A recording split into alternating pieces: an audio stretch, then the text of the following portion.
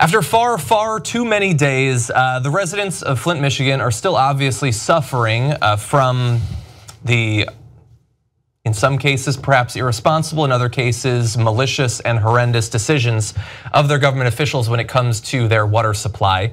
Now, we have a little bit of good news that we're gonna get to today, but we do want to just remind you how long this issue has been going on. If we could bring up this first graphic, it has been at least 1,036 days since it was clear that Flint had a major problem. Now, early on, the problem seemed to be limited to extremely dangerous bacteria, and it quickly became apparent that the problem went far beyond that. But we're talking about over 1,000 days that we've known that there were issues there, and the people living there are still living as if they can't drink the water, because of course they can't, still using filters and bottled water and all of that. So we've got some good news for you, but just to put it in context, this is an issue that has gone on far, far, far too long. But let's get to the good news.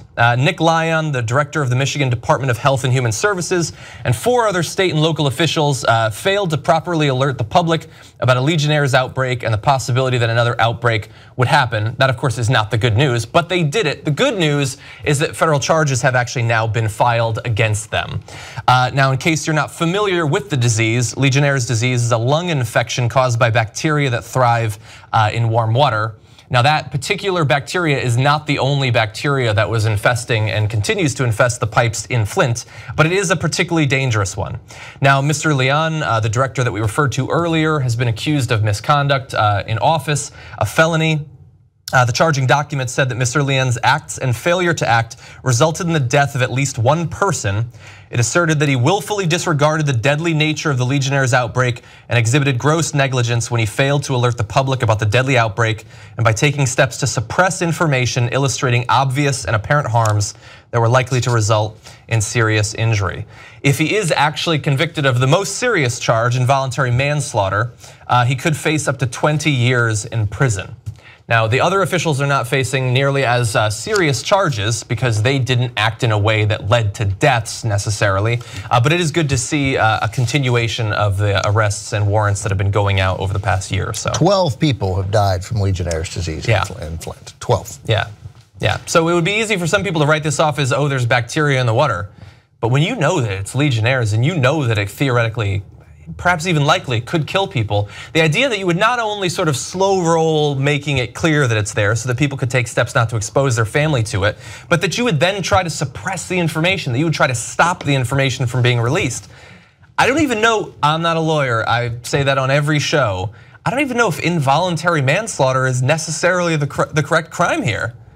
There seems to have been quite a bit of forethought that led to this. Yeah, I couldn't tell from the intentional, but tell from the story, because he's been resulting in the death of at least 1 person. Can you file 12 counts of? Can he face 12 counts of this exact same thing? That is beyond my knowledge. Probably wouldn't change. Most illegal issues are. Wouldn't change the nature of the trial if it gets that far. You know, he could well plead out to something else. That is entirely possible, and that sometimes is the case when you're charged with multiple things. But just to run down the other people who have been charged, you have Lyon Wells, the chief medical executive for the Michigan Department of Health and Human Services. Dr. Wells was charged with obstruction of justice and lying to a peace officer. Yes, obstruction of justice does happen in America. Some people on Twitter don't seem to accept that, Donald Trump.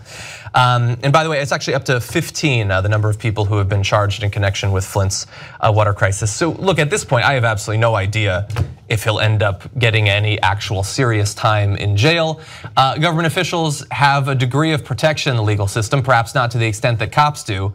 But I also know, and this is working against him, the decisions that led to that problem and the larger problem since then were not limited to the exercise of this one guy, Mr. Lyon.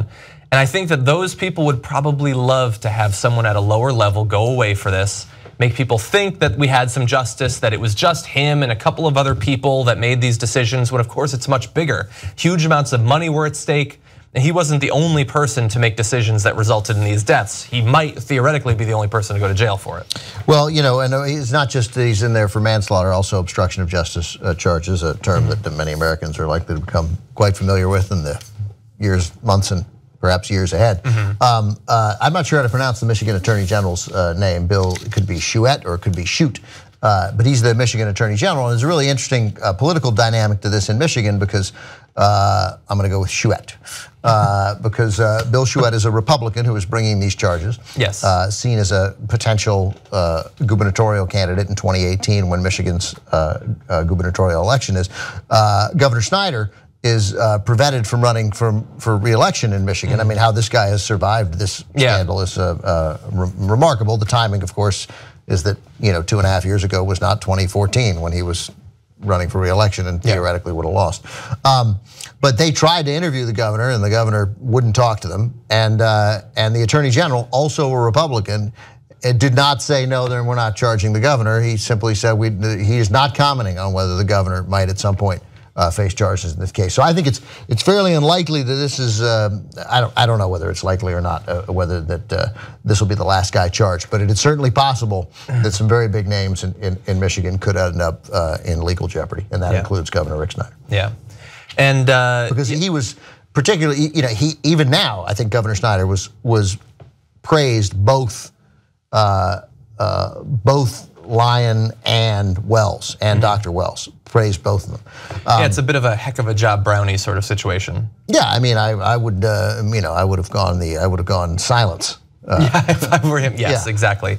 But again, if we could bring up that first graphic, 1,036 days, and a lot of great work has been done. I mean, we've spotlighted multiple times Reuters investigations across the country that have unveiled literally thousands of counties with at least as bad of a lead level problem. Earlier this year, they did a comprehensive analysis of every area of LA specifically and found crazy levels of childhood exposure to lead. And so, like, solving the problem in Flint does not solve the lead problem in the US. That has to be acknowledged. But the idea that we could allow 1,000, I mean, it's not like fixing every pipe in New York City or something like that. Theoretically, we could have thrown money at this problem and solved it a year or two ago. But despite the fact that there was a lot of outrage, especially during the election, it continues on. And the glacial pace of progress there, I mean, these people's lives have barely improved in 6 months, in a year, despite knowing for years what was going on there. It's amazing what we will tolerate in this country. It's amazing. Let me just throw a couple of dates out here since you were kind enough to provide this sort of day by day of what's happened in Flint. Just a couple of things. In 2015, March of 2015, so 2 years ago, this woman named Lyon Walters, mother of 4, contacted the EPA with concerns about dark sediment in her tap water, possibly making her children sick. The EPA limit is 15 parts per billion, right, of lead. The first test revealed her at 104 parts per billion, 7 times that. Another test indicated it was 397. So, and it's supposed to be 15. Yeah. So there's more than 20 times. Well, and look, the 15 is basically an allowance for a certain level of like possible lethality. I mean, there's no amount in the water supply that is safe. It's not like up to a certain point it's good for you. That's them going easy, and even then, so many areas of the US can't meet that ridiculous benchmark. And basically 6 months earlier, in October 2014, the General Motors plant in Flint stopped using the city's water because it was corroding engine parts. Yeah, that's one of the things that definitely stood out the most. Yeah. That was in October on the 2000. system of something made of metal. I'm not sure children should necessarily be consuming it, but this is America and it's not a particularly wealthy area, so I guess we'll allow it. We'll let it go on for 7 years or so, and then perhaps we'll do something about it. We're not the Young Turks, you're the Young Turks. You power this show. Together we built something amazing. We've broken stories like the Donna Brazile story the mainstream media wouldn't break. We built the studio, we built this network, it's now #1, all thanks to you guys. Let's come build it even bigger and stronger. TYTnetwork.com/join.